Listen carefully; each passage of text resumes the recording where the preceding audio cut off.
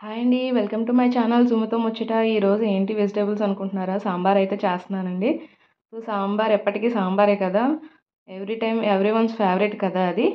ఏ టైంలో చేసినా ఈజీగా రైస్ అన్నది 2 కాదండి 3 ముద్దలు ఎక్స్ట్రానే తింటాము. సో దానికోసం నేనైతే వెజిటేబుల్స్ తీసుకున్నాను. అవి నీట్‌గా వాష్ చేసి కట్ చేసి పెట్టుకున్నాను. సో ఇక్కడ 1 కప్పు కందిపప్పు తీసుకున్నానండి. కందిపప్పు అండ్ దానికి శనగపప్పు 1 కప్ వచ్చేలా తీసుకున్నాననమాట. చూసారు కదా వీడియోలో.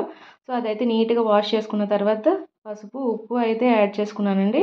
యాడ్ చేసుకుని కొన్ని టమాటో పీసెస్, ఒక పచ్చిమిర్చి, ఒక ఆనియన్ అయితే యాడ్ చేసుకున్నాననమాట. సో ఇవి పప్పుతో పాటు నీట్‌గా ఉడికిపోతాయన్నమాట. సో ఈ మిగిలిన పీసెస్ అన్నీ ఒక బౌల్ అయితే తీసుకున్నాను కదా! అందులోకి యాడ్ చేసుకుంటా అండి. నా దగ్గరైతే సొరకాయ, ములక్కాడలు లేవండి. లేకపోతే అవి కూడా యాడ్ చేసుకుంటే చాలా బాగుంటుంది సాంబార్ అనేది.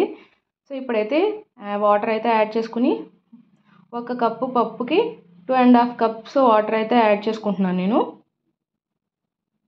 ఇవన్నీ బాగా కలిసేలా కలిపేసుకుని ఆ గిన్నె అయితే ఇందులో పెట్టుకుని విజిల్స్ అయితే 3 విజిల్స్ వేయించుకుంటానండి నేను. సో 3 విజిల్స్కి నాకు నీట్‌గా ఉడికిపోతుంది అనమాట. కష్టమని మ్యాక్సిమం చేయకుండా ఉంటారు కదా! సో నేనైతే మల్టీ టాస్కింగ్ లాగా ఒకవైపు రైస్, ఒకవైపు ఇది చేసుకుంటూ ఉంటాను. సో విజిల్స్ వచ్చేలోపు ఇక్కడ చింతపండు అయితే నానబెట్టుకున్నా అండి. సో చింతపండు అయితే కడిగి నానబెట్టుకోండి. ఎందుకంటే అది ఇసుక గట్రా ఉంటుంది కదా! సో ఇక్కడ పప్పు చూసారు కదా! విజిల్స్ అయితే వచ్చేసినాయి. సో నీట్‌గా ఉడికిపోయింది మెత్తగా. సో స్మాష్ చేసేసుకుని దీన్ని మళ్ళీ వేరేగా గిన్నెలోకి అయితే నేను యాడ్ చేసుకుంటాను. ఇందులో అయితే సరిపోదు నాకు. సో వేరే గిన్నెలోకి అయితే యాడ్ చేసుకున్నాను కదా! సో ఇందులో చింతపండు రసం అయితే ఇప్పుడు యాడ్ చేసుకోండి. సో దీంట్లో టేస్ట్‌కి తగినట్టు సాల్ట్, పసుపు, కారం యాడ్ చేసుకోండి. సో ధనియాల పొడి, జీరా పొడి కూడా యాడ్ చేసుకోవచ్చు. బట్ మాకైతే కారంలోనే మేము అవన్నీ యాడ్ చేస్తాం కాబట్టి నేను ధనియాలు, జీరా పొడి యాడ్ చేయనండి మ్యాక్సిమం. కారంలోనే మ్యాక్సిమం కలిపేసుకుంటాం. మళ్ళీ యాడ్ చేస్తే అవి డిఫరెంట్ టేస్ట్ అయితే వచ్చేస్తాయి కాబట్టి సో మీరైతే కారంలో మిక్స్ చేయకపోతే మాత్రం యాడ్ చేసుకోండి. లేదు అంటే సాంబార్ మసాలా అయినా యాడ్ చేసుకోవచ్చు. ఒక 1 ఇంచ్ అల్లం ముక్క అయితే ఖచ్చితంగా యాడ్ చేసుకోండి. చూసారు కదా! ఒక బెల్లం ముక్క 1 ఇంచు ఉండేలా బెల్లం ముక్క కూడా యాడ్ చేసుకోండి. టేస్ట్ అయితే చాలా బాగా వస్తుంది. సో ఇందులో ఇన్ని వెజిటేబుల్స్ వేయడం వల్ల విటమిన్స్, మినరల్స్ అనేవి ఎక్కువగా ఉంటాయి కదా! సో హెల్తీ కూడా పిల్లలకి కూడా చాలా మంచిది. సో నేను క్యారెట్ అయితే ఎక్కువ ఇంక్లూడ్ చేస్తూ ఉంటాను ఇందులో. క్యారెట్ పిల్లలు చాలా వరకు తినరు కదా! సో ఇందులో మునగాకు కూడా వేసానండి నేను. అది కూడా బాగా ఉడికిపోతుంది అనమాట. మునగాకు కూడా చాలా మంచిది హెల్త్‌కి. పిల్లలు ఉత్తిగా పెడితే తినరు కదా! సో పిల్లలకి పెట్టలేము. సో ఈ విధంగా అయితే పిల్లలకి ఎక్కువ పెట్టడానికి ట్రై చేయండి. మునగాకు ప్రతి దాంట్లో ఇంక్లూడ్ చేస్తూ ఉండండి.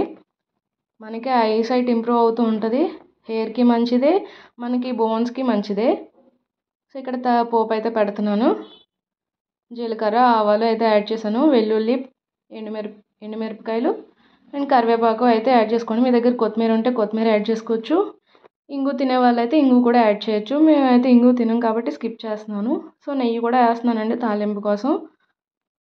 ఇష్టం ఉంటే యాడ్ చేసుకోండి, లేకపోతే స్కిప్ చేసేయండి. సో ఇవన్నీ బాగా ఫ్రై అయ్యనిచ్చి సాంబార్లో అయితే యాడ్ చేసుకోండి. ఇంతేనండి, చాలా సింపుల్గా చేసే ప్రాసెస్ ఇది. సో ఈజీగా కూడా అయిపోతుంది.